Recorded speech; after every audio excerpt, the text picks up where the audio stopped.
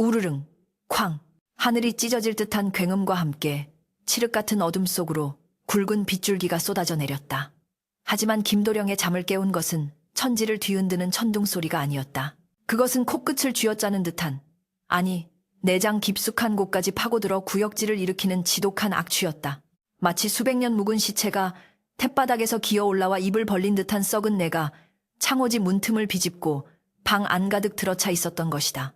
도령은 황급히 이불자락으로 코를 틀어막으며 몸을 일으켰으나 이미 방 안의 공기는 숨을 쉴 수 없을 만큼 오염되어 있었다. 헛구역질이 목구멍까지 차올랐다. 이것은 단순히 뒷간이 넘친 냄새가 아니었다. 생선이 썩어 문드러지는 비린내, 동물의 사체가 부패하는 누린내, 그리고 오래된 똥오줌이 뒤섞여 발효되는 매캐한 도끼가 한데 어우러진 지옥의 유황불 냄새와도 같은 악취였다. 도령은 흔들리는 등잔불을 켜지도 못한 채 방문을 박차고 마당으로 뛰쳐나갔다. 이게 대체 무슨 변고란 말이냐. 비명처럼 터져나온 도령의 외침은 거센 빗소리에 묻혀 허공으로 흩어졌다. 번개가 번쩍하고 마당을 비춘 순간 도령은 자신의 눈을 의심하지 않을 수 없었다. 마당 한 구석 자풀이 무성하게 자라 귀신이 나올 것만 같은 폐허 쪽에서 검은 그림자 하나가 빗물과 진흙탕 속을 뒹굴고 있었다. 그것은 사람이었다. 아니, 사람의 형상을 한 짐승처럼 보였다. 갓쓰고 도포 입은 양반의 눈으로 보기에는 너무나도 끔찍하고 기괴한 광경이었다. 그 그림자는 허리춤까지 오는 깊은 구덩이 속에 들어가 온 동네에서 긁어모은 듯한 오물더미를 맨손으로 휘젓고 있었다. 만서가 내 놈이 지금 제정신이냐. 도령이 비틀거리며 처마 밑으로 다가갔다. 그 검은 그림자의 주인은 이 몰락한 가문의 마지막으로 남은 늙은 노비 만석이었다. 평소 과묵하고 우직하기로 소문난 그가 폭우가 쏟아지는 한밤중에 옷을 다 벗어제치고 똥통이나 다름없는 구덩이 속에서 춤을 추듯 오물을 섞고 있는 것이었다. 만석은 주인의 호통 소리를 들었는지 못 들었는지 빗물에 젖어 번들거리는 얼굴을 쳐들고 기괴한 웃음을 흘리고 있었다. 그의 손에는 썩어서 형체를 알아볼 수 없는 생선 대가리와 닭의 내장이 들려 있었다. 번개가 다시 한번 내리꽂히자 만석의 얼굴에 서린 광기 어린 집착이 적나라하게 드러났다. 그는 마치 귀한 사금을 캐내는 광부처럼 혹은 신내림을 받은 무당처럼 오물 구덩이 속에서 무엇인가를 간절히 찾고 또 섞고 있었다. 이 집안은 이제 끝장이 났구나. 도령은 다리에 힘이 풀려 그 자리에 주저앉고 말았다. 조부님 때까지만 해도 한양 땅에서 내로라 하는 세도가였던 김진사 댁이었다. 사랑채에는 손님이 끊이지 않았고 곳간에는 쌀가마니가 천장에 닿을 듯 쌓여 있었다. 그러나 부친이 억울한 누명을 쓰고 관직을 삭탈당한 뒤 화병으로 세상을 뜨자 가세는 걷잡을 수 없이 기울어지기 시작했다. 빚쟁이들이 들이닥쳐 집안에 쓸만한 세간살이를 모두 뜯어갔고 친척들은 발길을 끊었으며 수십 명에 달하던 하인들은 뿔뿔이 도망쳤다. 오직 저 늙은 종놈 만석만이 남았다. 그는 도망은커녕 품을 팔아 죽을 끓여오며 어린 도령을 지켜냈다. 그런 만석이 이제 굶주림과 고통을 이기지 못해 실성을 하고 만 것이다. 그렇지 않고서야 어찌 양반집 마당 한복판에 똥구덩이를 파고 저런 흉측한 짓을 벌인단 말인가. 만석아, 제발 그만두거라. 내 아무리 가난하여 너에게 쌀밥 한 그릇 배불리 먹이지 못했다. 하나 어찌 네가 미치광이가 되어 내 속을 이리도 뒤집어 놓는단 말이냐. 도령의 목소리는 물기에 젖어 떨리고 있었다. 빗물인지 눈물인지 모를 것이 볼을 타고 흘러내렸다. 낡아빠진 기와지붕 틈새로 빗물이 줄줄 새어 들어와 마루를 적셨다. 한때는 떵떵거리는 호령소리가 울려 퍼졌던 이 집은 이제 쥐새끼들조차 먹을 것이 없어 피해가는 흉가가 되어버렸다. 담장은 무너져 내린 지 오래였고 잡초는 마당을 점령하여 어디가 길이고 어디가 뜰인지 분간조차 어려웠다. 그 처참한 풍경 속에서 유일한 의지처였던 만석마저 이성을 잃어버렸다는 사실은 도령에게 죽음보다 더한 절망이었다. 썩은 냄새는 여전히 코를 찔렀고 비는 그칠 기미를 보이지 않았다. 그때였다. 구덩이 속에서 만석이 흙투성이가 된 몸을 이끌고 기어 올라왔다. 그의 몸에서는 이루 말할 수 없는 악취가 풍겼지만 그의 눈빛만은 칠흑 같은 어둠 속에서도 형형하게 빛나고 있었다. 만석은 빗물을 훔치지도 않은 채 진흙 범벅이 된 손을 옷자락에 대충 문지르고는 도령 앞으로 다가와 털썩 무릎을 꿇었다. 그의 표정은 방금 전까지 오물을 뒤지던 광인의 그것이 아니었다. 마치 전장에 나가는 장수처럼 비장하고 중대한 비밀을 간직한 모사꾼처럼 은밀했다. 도련님 놀라게 해드려 죽을 죄를 지었습니다. 하오나 소인 결코 미친 것이 아니옵니다. 만석의 목소리는 굵고 낮았으나 힘이 있었다. 도령은 멍한 눈으로 그를 내려다보았다. 미친 게 아니라면 이 야밤에 똥구덩이를 파는 이유가 무엇이란 말인가? 이 냄새가 역겨우십니까? 당장이라도 토하고 싶을 만큼 끔찍하십니까? 만석이 물었다. 도령은 말없이 고개를 끄덕였다. 역겨운 정도가 아니라 살이 떨릴 정도로 혐오스러운 냄새였다. 그러시다면 되었습니다.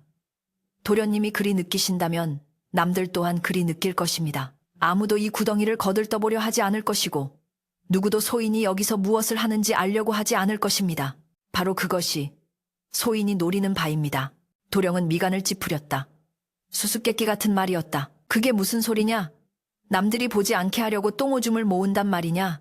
그깟 오물을 누가 탐낸다고 그런 짓을 한단 말이냐? 도령의 질책에도 만석은 흔들리지 않았다. 그는 품속에서 주섬주섬 무언가를 꺼냈다. 비에 젖지 않도록 기름 먹인 종이에 꽁꽁 싸맨 작은 덩어리였다. 만석이 조심스럽게 종이를 펼치자 그 안에서 검붉은 흙 한 줌이 드러났다. 겉보기에는 그저 흔해 빠진 진흙처럼 보였으나 자세히 들여다보니 일반적인 흙과는 달리 기름진 윤기가 흐르고 있었고 기이하게도 그 지독한 악취 대신 구수하고 깊은 흙내음이 은은하게 피어오르고 있었다. 도련님, 이것을 보십시오. 이것은 그냥 흙이 아니옵니다. 소인이 지난달부터 뒷사느슥한 곳에 구덩이를 파고 시험 삼아 만들어 본 검은 보물이옵니다. 검은 보물이라니 흙장난이나 하려고 나를 깨운 것이냐. 도련님, 우리 집안이 쫄딱 망하여 송곳 하나 꽂을 땅도 없게 된 지 벌써 3년이 넘었습니다. 저잣거리의 개들도 우리를 비웃고 쌀가게 최객주는 남은 집문서마저 빼앗으려 혈안이 되어 있습니다. 소인이 아무리 품을 팔아도 빚의 이자조차 갚기 힘든 세상입니다. 이대로 가다가는 올겨울을 넘기지 못하고 도련님과 소인 모두 객사할 판입니다. 만석의 말은 뼈아픈 진실이었다. 도령은 입술을 깨물었다. 허나 하늘이 무너져도 솟아날 구멍은 있다고 했습니다. 소인이 젊은 시절 약초꾼을 따라다니며 배운 것이 하나 있습니다. 세상 만물은 썩으면 흙으로 돌아가지만 어떻게 썩히느냐에 따라 독이 되기도 하고 약이 되기도 한다는 이치입니다. 만석은 검붉은 흙을 소중하게 두 손으로 받쳐들었다. 사람들은 똥오줌을 더럽다 피하고 생선 썩은 것을 쓰레기라 하여 버립니다. 하지만 그것들이야말로 땅의 기운을 가장 강하게 북돋아주는 재료들입니다. 소인이 알아낸 배합법으로 이것들을 섞고 특정한 흙과 풀을 넣어 발효시키면 죽어가는 땅도 되살리는 기적의 거름이 됩니다. 어디 그뿐이겠습니까? 이 과정에서 나오는 즙액은 세상 어디에도 없는 귀한 염료가 됩니다. 도령은 만석의 말이 믿기지 않았다. 천하고 무식한 노비가 어찌 그런 이치를 안단 말인가. 하지만 만석의 눈빛은 너무나도 진지했다. 지금 마당에 파놓은 저 구덩이는 소인의 마지막 승부수입니다. 냄새가 지독할수록 발효는 잘 되고 있는 것입니다. 도련님 딱 한 달만 참아주십시오. 이 냄새가 사라지고 구수한 흙내음이 진동할 때가 되면 우리는 이 오물 구덩이에서 황금을 캐내게 될 것입니다. 비는 여전히 세차게 내리고 있었다. 빗소리에 섞여 만석의 거친 숨소리가 들려왔다. 도령은 혼란스러웠다. 이것이 과연 희망일까? 아니면 절망 끝에 찾아온 헛된 망상일까? 냄새는 여전히 지독했지만 이상하게도 만석이 들고 있는 그 검은 흙덩이에서는 역한 냄새가 나지 않았다. 만약 내 말이 거짓이라면 혹은 내 뜻대로 되지 않는다면 그때는 어찌할 셈이냐. 도령의 물음에 만석은 머리를 땅에 재으며 대답했다. 그때는 소인의 목을 치십시오. 아니, 소인이 먼저 혀를 깨물고 죽어 조상님들 뵐 면목을 찾겠습니다. 하오나 도련님 소인은 확신합니다. 반드시 도련님을 다시 비단 옷 입고 고래등 같은 기와집에서 살게 해드릴 것입니다.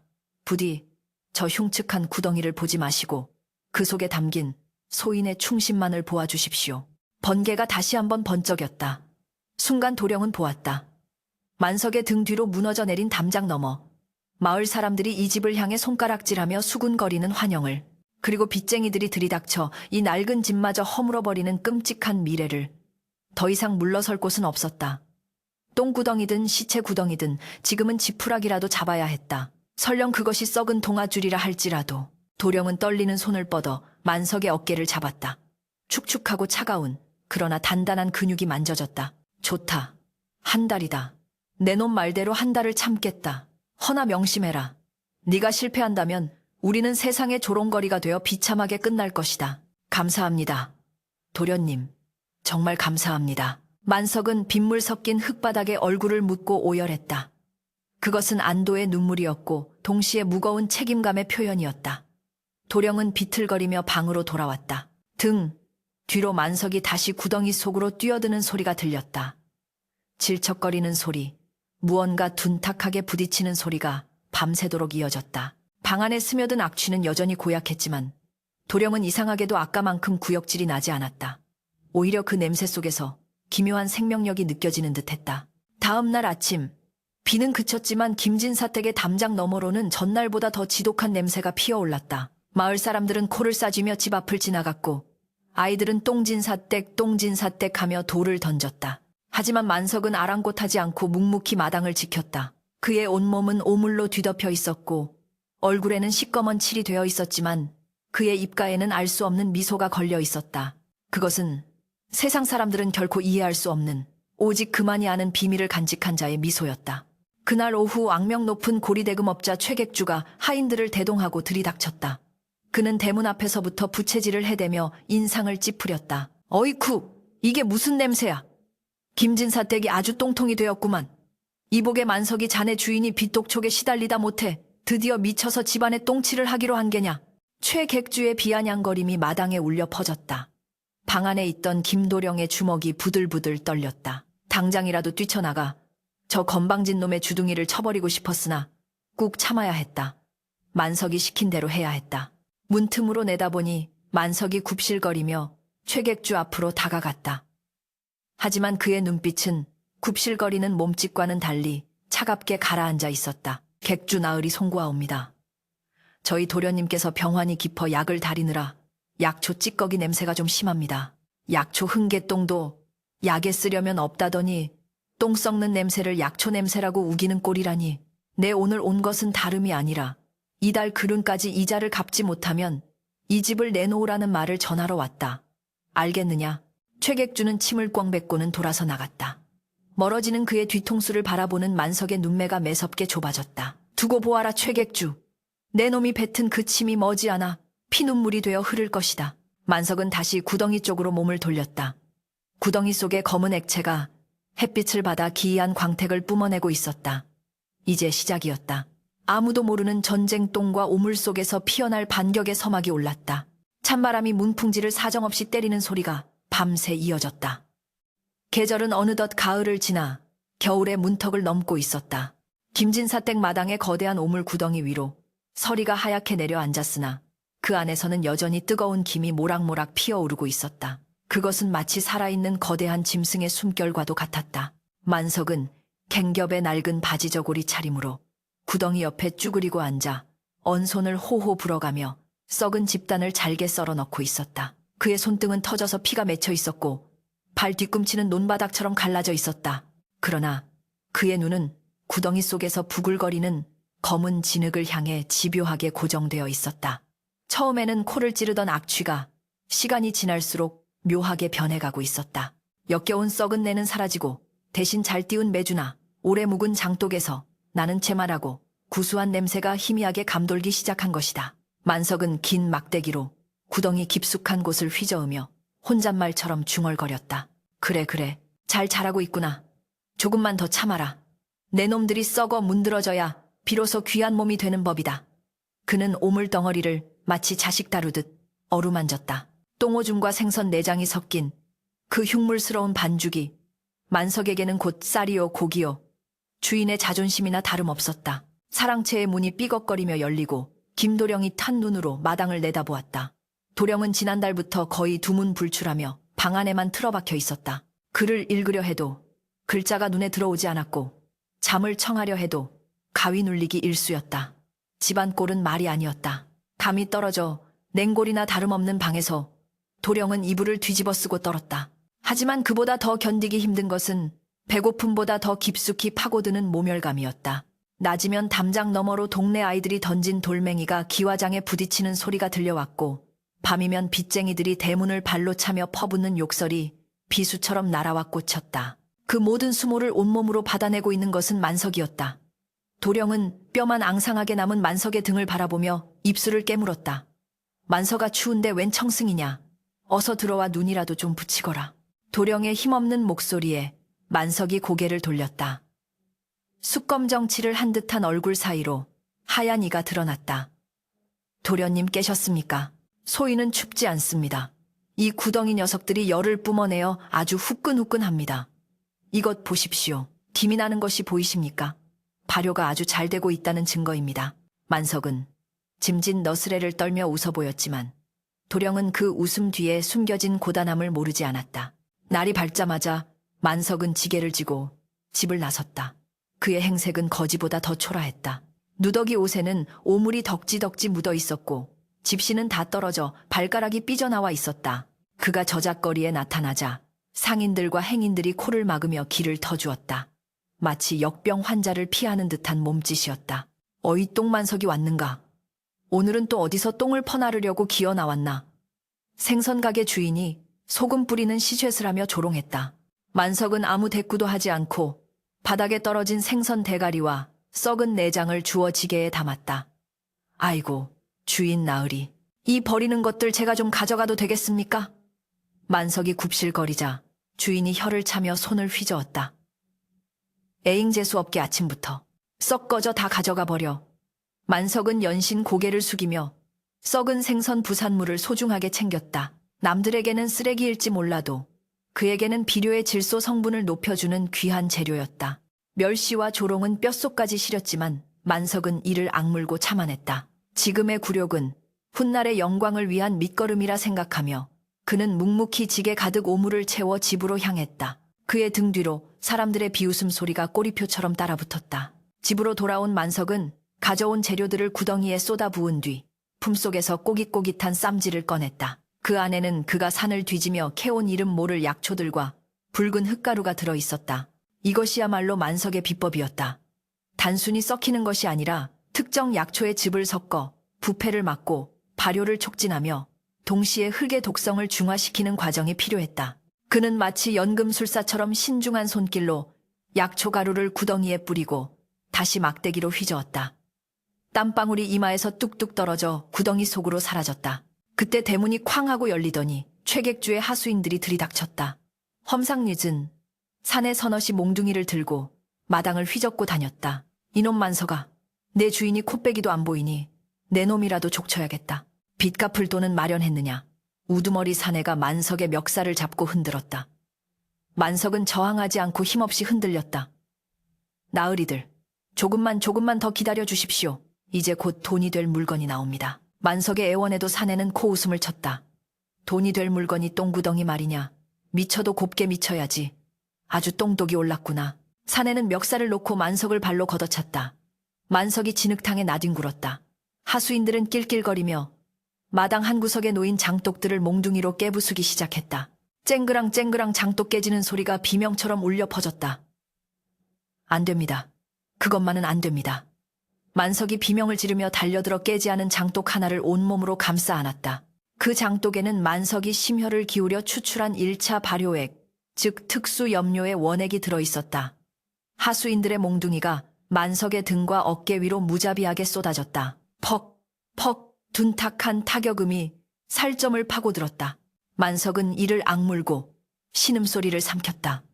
뼈가 부러지는 듯한 고통이 밀려왔지만 그는 결코 장독을 놓지 않았다. 이 장독이 깨지면 김진사 댁의 미래도 산산조각 나는 것이었다. 이 독한 놈 보게 어디 똥물 맛 좀 더 봐라. 하수인이 만석의 머리채를 잡고 오물 구덩이 쪽으로 끌고 가려 할 때였다. 멈춰라, 이 무슨 행패냐. 방문을 박차고 나온 김도령이 사색이 되어 소리쳤다.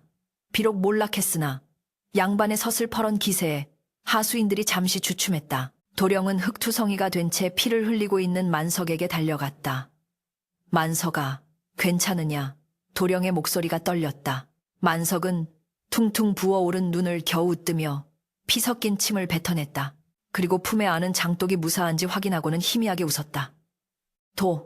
도련님, 소인은 괜찮습니다. 이놈들이 이걸 못 봤으니 되었습니다. 만석의 처참한 몰골에 도령의 가슴이 찢어지는 듯했다. 하수인 우두머리가 바닥에 침을 뱉으며 으름장을 놓았다. 오늘은 이만 가지만 그 심까지 돈 안 가져오면 그땐 이 집을 헐어버리고 내 놈들을 노예시장에 팔아버릴 줄 알아라. 놈들이 사라진 뒤 마당에는 정막만이 감돌았다. 도령은 만석을 부축하여 마루에 앉혔다. 찢어진 옷 사이로 시퍼런 멍이 든 만석의 몸이 드러났다. 도령은 방에서 남은 소주를 가져와 만석의 상처를 닦아주었다. 눈물이 뚝뚝 떨어져 만석의 어깨를 적셨다. 미안하다. 나 때문에, 못난 주인 때문에 네가 이 고생을 하는구나. 도령의 오열에 만석은 황송하여 어쩔 줄 몰라 했다. 아닙니다, 도련님. 소인이 부족하여 놈들에게 틈을 보인 탓입니다. 울지 마십시오. 소인은 맷집 하나는 타고났습니다. 그날 밤 만석은 끙끙 앓으면서도 자리에서 일어났다. 온몸이 욱신거렸지만 오늘 밤에 해야 할 일이 있었다. 그는 깨지지 않고 지켜낸 그 장독과 걸음 한 짐을 지게에 지고 몰래 뒷산으로 향했다. 달빛조차 없는 그른밤 만석은 익숙한 발걸음으로 산길을 올랐다. 사람들의 눈을 피해 산 중턱 바위 틈에 개간해 놓은 작은 밭이 있었다. 그곳은 만석만의 비밀 실험장이었다. 그는 밭고랑에 자신이 만든 검은 흙을 뿌리고 장독에 든 액체를 물에 희석하여 정성스럽게 주었다. 겨울바람이 살을 애는 듯 차가웠지만 만석의 이마에는 송골송골 땀이 맺혔다. 놀랍게도 그 밭에는 한겨울임에도 불구하고 무와 배추가 푸르른 잎을 자랑하며 싱싱하게 자라고 있었다. 일반적인 밭작물보다 2배는 더 크고 윤기가 흐르는 모습이었다. 썩은 오물이 생명을 살리는 기적의 걸음으로 변모했음을 증명하는 현장이었다. 만석은 굵직한 무 하나를 뽑아들었다. 묵직한 무게감이 손끝에 전해졌다. 흙을 털어내자 뽀얀 속살이 드러났다. 한입 베어 물자 달큰하고 시원한 물이 입안 가득 퍼졌다. 됐다. 이제 되었다. 만석은 어두운 산속에서 물을 움켜쥐고 소리 없는 함성을 질렀다. 다음 날 새벽 만석은 갓 뽑아온 거대한 무와 배추 몇 포기를 도령의 밥상에 올렸다. 쌀이 없어 묽게 끓인 죽 한 그릇뿐이었던 초라한 밥상이 싱싱한 채소들로 인해 순식간에 풍성해졌다. 도령은 눈을 휘둥그레 떴다. 이것들이 대체 어디서 난 것이냐? 이 엄동설안에 이런 채소가 어찌? 만석은 쑥스러운 듯 머리를 긁적이며 대답했다. 뒷산 볕 잘 드는 곳에 소인이 시험 삼아 심어본 것들입니다. 마당에 있는 그 오물 구덩이에서 나온 거름을 먹고 자란 놈들이지요. 도령은 떨리는 손으로 배추잎을 만져보았다. 마치 갓 딴 것처럼 생생한 기운이 느껴졌다. 맛을 한번 보십시오. 만석의 권유에 도령이 배추 속잎을 뜯어 입에 넣었다. 아삭하는 경쾌한 소리와 함께 씹을수록 고소하고 단맛이 우러나왔다. 지난 몇 년간 먹어본 어떤 음식보다도 맛이 좋았다. 도령의 눈시울이 다시 붉어졌다. 이것은 단순한 배추가 아니었다. 만석의 피와 땀, 그리고 온갖 멸시를 견뎌낸 인내가 만들어낸 결정체였다. 만석아, 내 말이 맞았구나. 네가 똥구덩이 속에서 황금을 캐냈구나. 하지만 기쁨도 잠시. 만석의 표정이 다시 진지해졌다. 도련님, 이것은 시작에 불과합니다. 이 채소들을 내다 팔아 당장 끼니는 해결할 수 있겠으나 최객주의 빚을 갚기에는 턱없이 부족합니다. 진짜 보물은 따로 있습니다. 만석은 품속에서 작은 천조각 하나를 꺼냈다. 그것은 밤하늘처럼 깊고 짙은 검푸른색, 이른바 쪽빛보다 더 오묘하고 중후한 색을 띠고 있었다. 이것을 보십시오. 장독에 있던 그 검은 물로 염색한 명주천입니다. 보통 염료는 몇 번 빨면 색이 바래지만 이놈은 빨면 빨수록 색이 선명해지고 은은한 광택이 납니다. 벌레도 꼬이지 않고 옷감도 상하지 않게 해줍니다. 도령은 천을 받아들고 불빛에 비추어 보았다. 과연 천하의 절색이라 할 만한 고운 빛깔이었다. 이것을 네가 만들었단 말이냐? 그 똥물로 도령은 믿기지 않는다는 표정이었다. 만석은 고개를 끄덕였다. 예, 똥과 오줌, 그리고 썩은 풀들이 섞여 발효되는 과정에서 나오는 열기와 가스가 특정 광물과 만나면 이런 색을 만들어냅니다. 소인이 우연히 발견한 이치입니다. 이 염료라면 한양 장안을 뒤집어 놓을 수도 있겠구나. 도령의 목소리에 처음으로 생기가 돌았다. 희망이 보였다. 그러나 만석은 경계심을 늦추지 않았다. 하오나 도련님 조심하셔야 합니다. 최객주 놈이 냄새를 맡으면 득달같이 달려들어 비법을 뺏으려 할 것입니다. 우리는 철저하게 숨겨야 합니다. 낮에는 여전히 미친 척 오물을 뒤집어 쓰고 밤에만 몰래 작업을 해야 합니다. 만석의 눈빛은 비장했다. 도령은 결의에 찬 눈으로 만석을 바라보았다. 이제 도령은 더 이상 무기력한 주인이 아니었다. 그는 만석의 손을 꽉 잡았다. 그래, 알겠다. 내 너를 믿음아. 우리 두 사람의 힘으로 반드시 이 집안을 다시 일으켜 세우고 저 거만한 최객주의 콧대를 꺾어 놓자꾸나. 두 남자의 손이 맞잡아진 순간 밖에서는 다시 눈보라가 몰아치기 시작했다. 그러나 그 차가운 바람도 김진사댁 방 안에서 타오르기 시작한 뜨거운 불씨를 꺼뜨릴 수는 없었다. 똥구덩이 속에서 피어난 희망은 이제 역겨운 냄새를 넘어 세상을 놀라게 할 향기가 되어 퍼져나갈 준비를 마쳤다. 며칠 뒤 만석은 허름한 옷차림을 하고 한양에서 가장 큰 포목점인 대성상단의 뒷문을 두드렸다. 그의 품에는 그 검푸른 천조각이 소중하게 안겨 있었다. 문지기가 그를 잡상인 취급하며 쫓아내려 하자 만석은 간절한 눈빛으로 말했다. 대행수 어르신께 이 천조각 하나만 보여주십시오. 만약 보시고도 마음에 안 드시면 제 발로 기어 나가겠습니다. 문지기는 귀찮다는 듯 천조각을 낚아채 안으로 던져주었다. 잠시 후 안에서 급박한 발소리가 들려왔다. 대문이 활짝 열리고 비단 옷을 입은 대행수가 버선발로 뛰쳐나왔다. 그의 손에는 만석의 천조각이 들려 있었고 눈은 흥분으로 번들거리고 있었다. 이천이 천을 가져온 자가 누구냐? 당장 그 자를 내 앞에 모셔라. 만석은 흑투성이 얼굴 위로 의미심장한 미소를 지었다. 이제 낚싯바늘은 던져졌다. 월척이 물릴 일만 남은 것이다. 그러나 그 월척이 가져다 줄 부와 명예 뒤에는 최객주라는 굶주린 상어가 입을 벌리고 기다리고 있음을 만석은 뼈저리게 느끼고 있었다. 대성상단에 앉채 은은한 차향기 대신 팽팽한 긴장감이 감돌았다. 한양 상권을 쥐락펴락하는 대행수. 박영감은 떨리는 손으로 만석이 가져온 검푸른 명주천을 어루만지고 있었다. 호롱불 아래서 비단은 마치 살아있는 생물처럼 꿈틀거리며 깊고 오묘한 빛을 뿜어냈다. 그것은 단순한 쪽빛이 아니었다. 비갠 뒤에 청명한 가을 하늘을 천번 겹쳐놓은 듯했고 깊은 바다의 시면을 그대로 떠다 옮긴 듯했다. 박영감은 평생 수많은 비단을 만져보았으나 이토록 사람의 마음을 홀리는 색감은 난생 처음이었다. 이보게, 이 천의 이름이 무엇인가? 박영감의 목소리는 갈라져 나왔다. 흑투성이 거지나 다름없는 몰골로 쭈그리고 앉아있는 만석을 바라보는 그의 눈빛이 완전히 달라져 있었다. 만석은 조용히 고개를 들었다. 그의 눈은 깊은 우물처럼 고요했다. 이름은 없사옵니다. 다만 썩은 진흙 속에서 피어난 빛깔이라 하여 소위는 그저 흑토색 헤이투서이라 부르고 싶습니다. 흑토색이라, 흑토색. 박영감은 홀린 듯 중얼거렸다. 내 이것을 한양 장안에 내놓는다면 쌀 한 가마니 값을 받아도 없어서 못 팔 것이다. 아니, 부르는 게 값이 될 게야. 그런데 자네 정말 이것을 자네 손으로 만들었단 말인가? 그러하옵니다. 다만 재료와 비법은 묻지 말아 주십시오. 그것은 제 목숨과도 같은 비밀입니다. 대행수 어르신께서 이 물건의 가치를 알아봐 주신다면 저는 오직 대성상단에만 이 물건을 대겠습니다. 대신 조건이 하나 있습니다. 조건 말해보게. 천금이라도 주겠네. 거래는 오직 밤에만 이루어져야 합니다. 그리고 대금은 어음이 아닌 당일 통용되는 은전으로 주십시오. 또한 세상 사람들에게 이 물건을 만든 이가 누구인지 절대 발설해서는 아니 됩니다.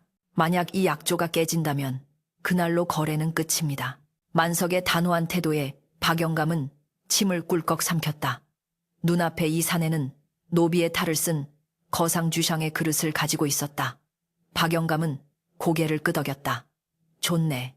자네의 신의를 믿고 내 모든 조건을 들어주지. 오늘 가져온 물량은 내가 후하게 쳐서 셈을 치르겠네. 박영감이 전대에 은전을 가득 채워 건네주었다. 묵직한 무게감이 만석의 손에 전해졌다. 그것은 단순한 돈이 아니었다. 주인의 잃어버린 자존심을 되찾아올 힘이었다. 만석은 큰 절을 올리고 어둠 속으로 사라졌다.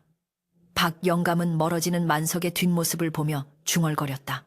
허허 난세의 영웅이 난다더니 똥구덩이에서 용이 솟았구만. 그날 이후 김진사 댁의 밤은 낮보다 분주해졌다.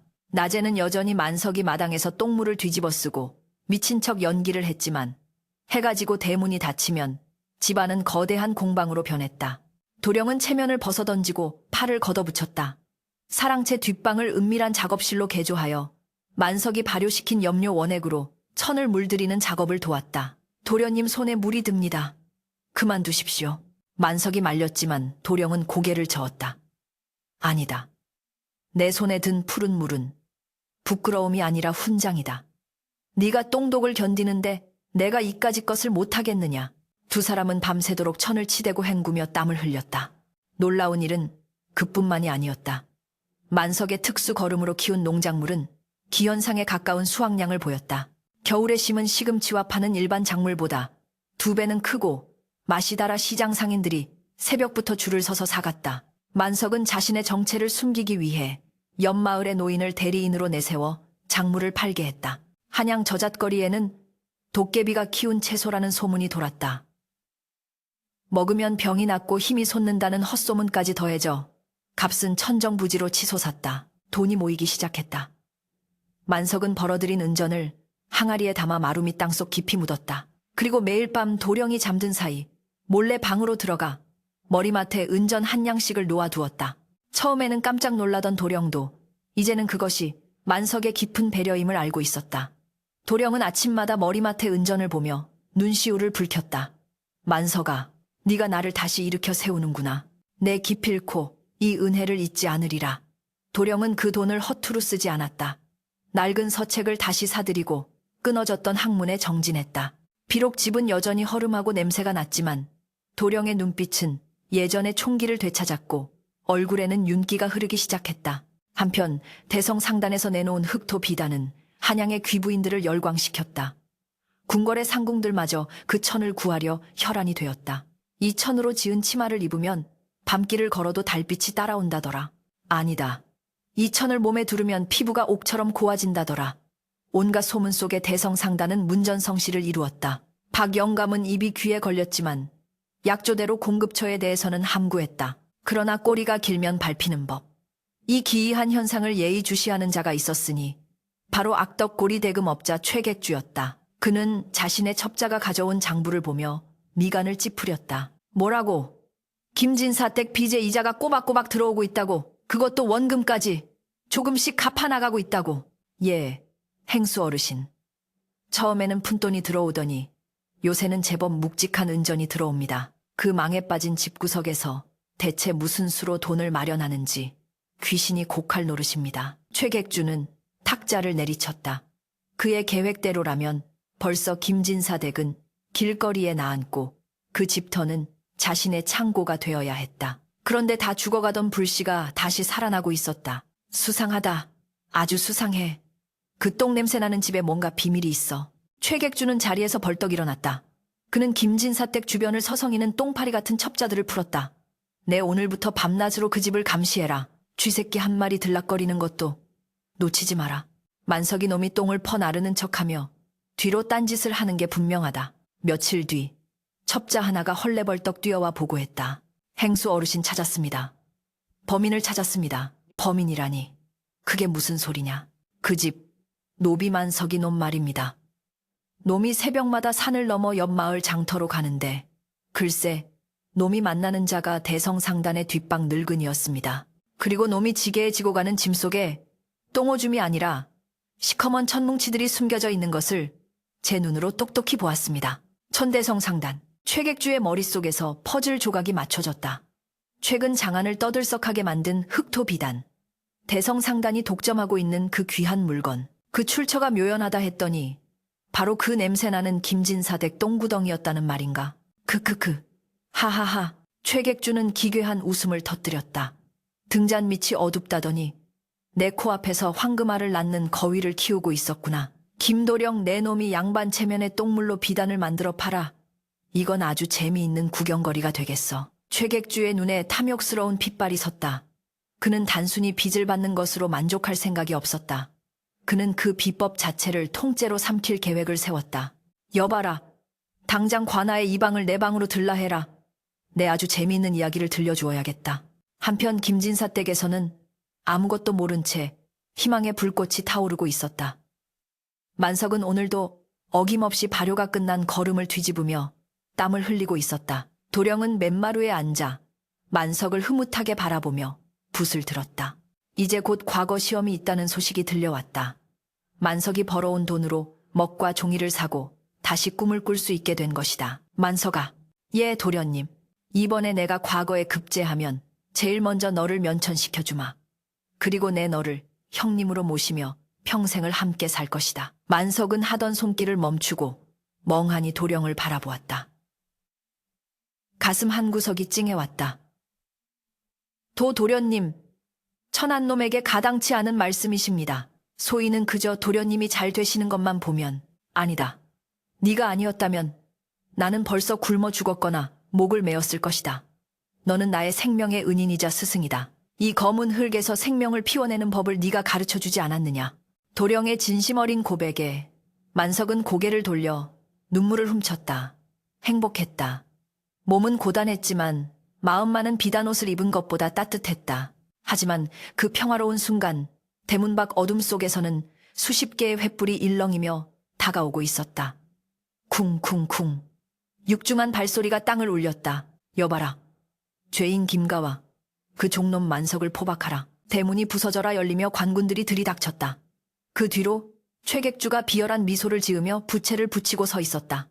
아이고 김진사 어른. 밤늦게 실례가 많소이다. 내 듣자 하니 댁내 집 똥구덩이 속에 훔친 작물들이 가득하다지. 양반이 도둑질을 시켜서야 쓰나 춤춤. 김도령은 자리에서 벌떡 일어났다. 이 무슨 무례한 짓이냐. 내가 도둑질이라니. 호호. 발대 마시겠다. 여봐라. 저 똥구덩이를 다 파헤쳐라. 그리고 집안 구석구석을 뒤져 숨겨둔 은전과 장부를 찾아내라. 관군들이 창과 몽둥이를 들고 달려들었다. 만석이 온몸으로 막아섰다. 안 된다. 거기는 건드리지 마라. 그건 내 땀과 피다. 만석의 절규가 밤하늘에 울려 퍼졌다. 하지만 수적 열세였다.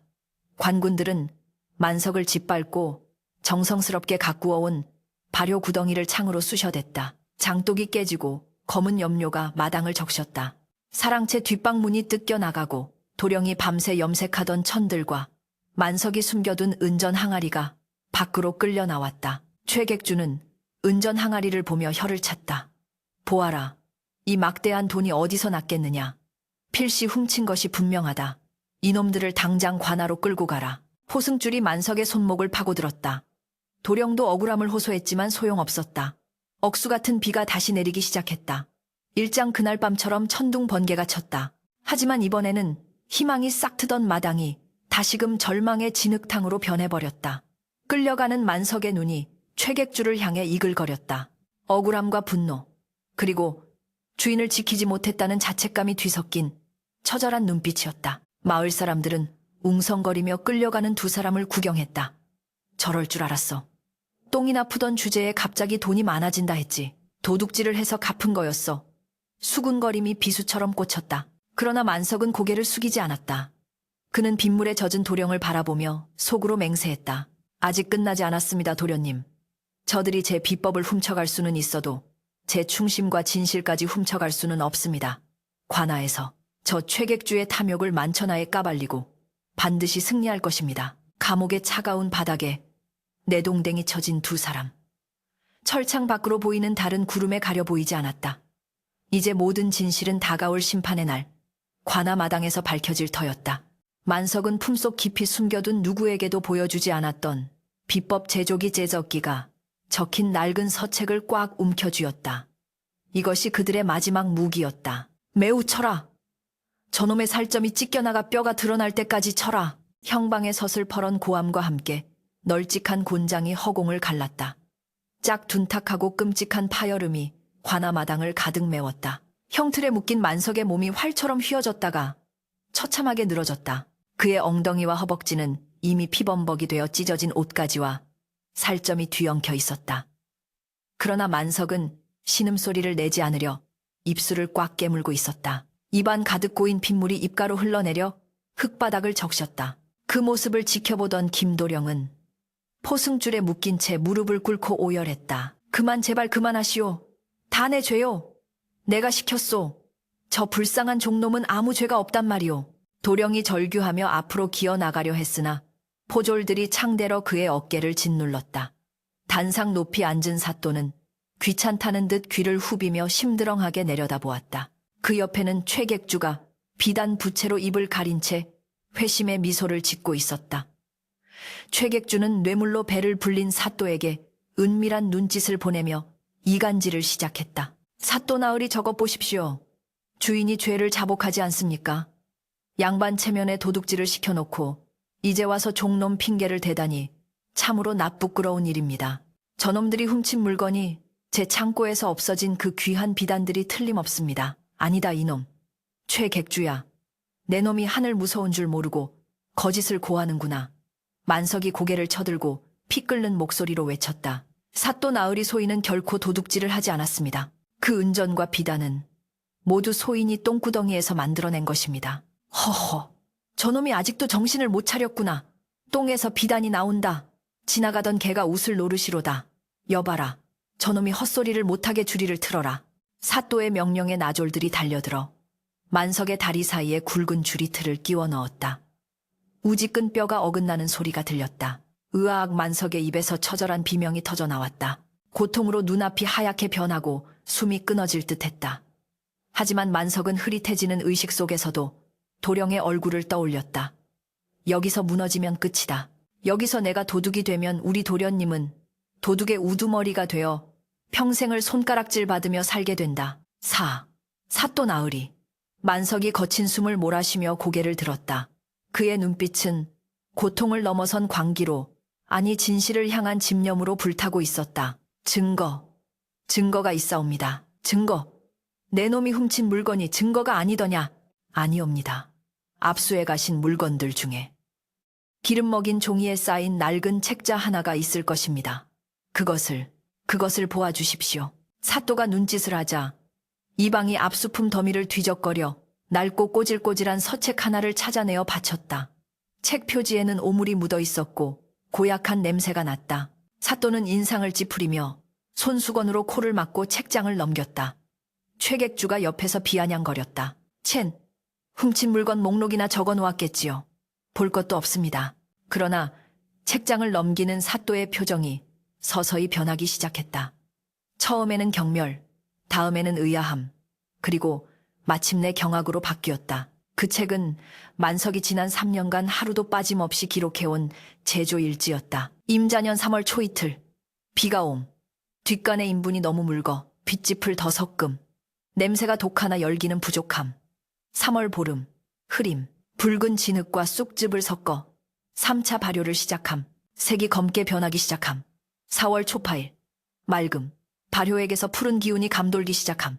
명주천을 담가보니 색이 배어들지 않음. 실패다. 다시 시작해야 한다. 깨알같이 적힌 글씨들은 투박했지만 그 내용은 거짓으로 꾸며낼 수 없는 치열한 기록이었다. 날짜별 날씨, 온도 재료의 배합 비율, 실패의 원인과 개선책까지 상세하게 적혀 있었다. 이것은 도둑의 장부가 아니라 장인의 비전 미죄이었다. 사또는 침을 꿀꺽 삼켰다. 아무리 뇌물을 먹었다 한들 글을 읽을 줄 아는 자라면 이 기록의 진정성을 의심할 수 없었다. 이것이 정말 네가 쓴 것이냐? 그렇습니다. 글을 몰라 도련님께 묻고 또 물어 밤마다 몰래 기록한 것입니다. 똥오줌을 만진 손이라. 글씨가 삐뚤빼뚤하오나 거짓은 단 한 글자도 없습니다. 만석의 말에 관아하니 술렁거리기 시작했다. 구경하던 백성들도 수군거렸다. 저게 진짜라면 대단한 거 아니여. 똥으로 뭘 만들었다는 게 진짜였어. 분위기가 묘하게 흘러가자 최객주가 당황하여 소리쳤다. 사또 저것은 조작된 것입니다. 죄를 피하려고 미리 써둔 가짜 장부일 게 뻔합니다. 당장 저놈의 목을 베어 후환을 없애야 합니다. 잠깐, 그때 관아 입구에서 우렁찬 목소리가 들려왔다. 인파를 해치고 들어온 사람은 다름 아닌 대성상단의 대행수 박영감이었다. 한양상권을 쥐고 있는 거물에 등장해 사또조차 자리에서 벌떡 일어났다. 박영감의 뒤로는 상단 호위무사들이 괴짝 하나를 들고 서 있었다. 박 대행수 여긴 어인일이시오. 내 귀한 거래처, 사람이 억울한 누명을 쓰고 있다 하여 한 걸음에 달려왔소이다. 박영감은 최객주를 매섭게 노려본 뒤 사또 앞으로 나아가 정중히 읍소했다. 사또 나으리, 이 사람이 훔쳤다고 의심받는 그 흑토비단은 제가 보증하건대 조선 팔도 어디에서도 구할 수 없는 물건입니다. 훔치려야 훔칠 곳이 없단 말입니다. 그걸 대행수가 어찌 장담하오. 보십시오. 박영감이 손짓하자 호위무사들이 괴짝을 열었다. 그 안에는 최객주의 창고에 있는 물건들과는 비교조차 할 수 없을 만큼 영롱한 빛을 내는 최고급 흑토 비단들이 가득했다. 그리고 박영감은 최객주가 증거로 제출한 만석의 집에서 가져온 비단 한 필을 집어들었다. 최객주 자네 창고에서 잃어버렸다는 비단이 이것이라 했지. 그럼 자네는 이 비단의 특징을 알고 있겠구만. 그야. 색이 검푸르고 윤기가 흐르는. 최객주가 말을 더듬었다. 틀렸네. 이 비단에는 냄새가 있네. 박영감은 비단을 사또의 코앞에 들이밀었다. 사또 냄새를 맡아보십시오. 겉보기에는 화려하나 그 깊은 곳에는 형언할 수 없는 흙내음과 약초향이 배어 있습니다. 이것은 오직 만석이 저자가 배합한 특수 발효액에서만 나오는 향기입니다. 최객주 자네 창고에 있는 싸구려 염료에서는 시큼한 식초 냄새가 나겠지. 어디 한번 비교해볼까? 사또가 킁킁거리며 냄새를 맡았다. 과연 박영감의 말대로 만석의 비단에서는 역겨움이 아닌 마음을 차분하게 만드는 깊은 흙내음이 은은하게 풍겨 나왔다. 그것은 땅의 정기 그 자체였다. 이어서 박영감은 최객주가 입고 있는 옷자락을 낚아채 사또에게 내밀었다. 맡아보십시오. 이것이 최객주가 파는 비단 냄새입니다. 사또가 인상을 찌푸렸다. 톡 쏘는 불쾌한 냄새가 났다. 명백한 차이였다. 최객주의 얼굴이 사색이 되었다. 그는 뒷걸음질 치며 변명하려 했다. 이건 모함입니다. 저 늙은이가 저놈들과 한패가 되어. 네 이놈. 사또가 의자를 박차고 내려와 최객주의 뺨을 후려갈겼다. 짝소리가 만석이 맞던 곤장 소리만큼이나 크게 울렸다. 사또는 비록 탐관오리였으나 자신의 관할 구역에서 거상인 박영감을 적으로 돌릴 만큼 어리석지는 않았다. 게다가 만석이 쓴 제조일지의 압도적인 진실 앞에서 더 이상 최객주의 편을 들 명분이 사라져버렸다. 감히 관할을 능멸하고 거짓으로 죄 없는 백성을 모함해 내 놈이 훔쳤다는 물건이 세상에 없는 물건이라는데 도깨비한테서 훔쳤다는 말이냐. 사또의 호통에 최객주는 바들바들 떨며 바닥에 엎드렸다. 사사또, 한 번만 용서해 주십시오. 제가 잠시 눈이 멀어. 여봐라, 당장 저놈을 포박하여라. 무고죄는 반좌율 반조리로 다스린다 하였으니 저놈이 만석에게 뒤집어 씌우려 했던 절도죄의 형량을 그대로 저놈에게 적용할 것이다. 그리고 저놈의 창고를 털어 그동안 백성들을 착취한 고리대의 장부를 모두 불태워라. 순식간에 상황이 역전되었다. 포졸들이 달려들어 최객주를 결박했다. 안 돼. 이거 놔. 내가 누군지 알아. 객주가 발악했지만 성난 민심 앞에서는 바람 앞에 등불이었다. 구경하던 백성들이 환호성을 질렀다. 와, 사또, 만세박, 대행수 만세똥, 만석이 만세. 도령은 멍하니 이 광경을 바라보다가 피투성이가 되어 축 늘어진 만석에게 기어가 그를 끌어안았다. 만석아, 눈 좀 떠보거라. 우리가 이겼다. 내 진심이 통했다. 만석이 힘겹게 눈을 떴다. 흐릿한 시야 너머로 울고 있는 도령과 포승줄에 묶여 끌려가는 최객주의 뒷모습이 보였다. 그리고 자신을 향해 엄지손가락을 치켜 세우는 박영감의 미소가 보였다. 만석의 입가에 핏물 섞인 미소가 번졌다. 도련님, 냄새가 나지 않습니까? 무슨 냄새 말이냐? 저기 마당에 내팽개쳐진 제 비단에서 나는 구수한 흙냄새 말입니다. 이제 사람들도 저 냄새를 향기라고 불러줄까요? 그렇고 말고 세상에서 가장 아름다운 향기다. 천리를 가고 만리를 가는 향기다. 도령은 자신의 도포를 벗어 만석의 상처 입은 몸을 덮어주었다. 사또는 판결을 내렸다. 죄인 김가와 노비 만석은 무죄다. 또한 이들이 개발한 비법은 나라에 큰 도움이 될 것이니 관아에서 그 노고를 치하하고 앞으로의 제조를 적극 장려하노라. 만석의 묶인 손이 풀렸다. 비틀거리며 일어나는 만석을 도령과 박영감이 양옆에서 부축했다. 최객주가 끌려나간 자리에는 햇살이 비치고 있었다. 지난밤의 폭우가 거짓말처럼 거치고 맑게 갠 하늘이 그들을 내려다보고 있었다. 만석은 하늘을 올려다보았다. 눈부신 햇살이 그의 퉁퉁 부은 눈을 찔렀지만 그는 눈을 감지 않았다. 아버지 어머니, 보셨습니까? 천한 놈이, 똥 주무르는 놈이 세상을 이겼습니다. 만석의 가슴 속에서 뜨거운 것이 울컥 치솟았다. 그것은 지난 수십 년간 쌓여왔던 서름과 한이 녹아내리는 소리였다. 그는 도령의 어깨에 기대어 처음으로 소리내어 엉엉 울었다. 그 울음소리는 관아마당을 넘어 저잣거리로, 그리고 그들이 살던 허름한 기와집에 오물 구덩이 위로 메아리쳐 퍼져나갔다. 똥과 오줌이 뒤섞인 그 구덩이. 세상 사람들이 더럽다. 침뱉던 그곳이 사실은 가장 정직하고 고귀한 생명의 터전이었음을 이제는 모두가 알게 된 것이다. 사람들은 경외 어린 눈빛으로 만석을 바라보았다. 더 이상 똥만석이라 부르는 이는 없었다. 그들은 그를 흑토, 헤이투 선생이라 부르며 길을 터주었다. 만석과 도령은 서로를 의지하며 관아문을 나섰다. 그들의 등 뒤로 길게 늘어선 그림자는 더 이상 초라하지 않았다. 거인 2명이 나란히 걷는 듯 장대하고 웅장했다. 집으로 돌아오는 길. 만석은 문득 멈춰서서 도령을 바라보았다. 도련님, 왜 그러느냐? 이제 목욕을 좀 하고 싶습니다. 아주 깨끗한 물에 때를 좀 벗겨내고 싶습니다. 도령이 활짝 웃으며 대답했다. 그래 가자. 내 친히 내 등을 밀어주마. 묵은 때는 다 벗겨내고 새살이 돋아나게 해주마. 두 사람은 서로를 마주보며 웃었다. 그 웃음소리가 가을 바람을 타고 높이 날아올랐다. 고난의 긴 터널을 빠져나온 자들만이 가질 수 있는 가장 편안하고 자유로운 웃음이었다. 세월은 유수와 같이 흘러 어느덧 10년이라는 시간이 훌쩍 지났다. 강산이 변한다는 그 긴 시간 동안 한때 폐가나 다름없어 귀신이 나온다던 김진사 댁은 천지개벽이라 할 만큼 변모해 있었다. 무너져 내릴 듯하던 담장은 반듯한 돌담으로 쌓아 올려져 마을 어귀까지 뻗어나갔고 자풀이 무성했던 마당에는 윤기가 흐르는 검은 기와를 얹은 99칸 대저택이 웅장하게 들어서 있었다. 대문 앞에는 흑토원 헤이투yen이라는 현판이 위풍당당하게 걸려 있었는데 그 글씨는 당대 최고의 명필이 쓴 것으로 힘이 넘치고 기품이 서려 있었다. 이른 아침부터 흑토원의 대문은 쉴 새 없이 드나드는 사람들로 북적였다. 전국 팔도에서 몰려든 상인들이 김진사 댁의 특산품인 흑토 비단과 만석걸음을 구하기 위해 줄을 서고 있었던 것이다.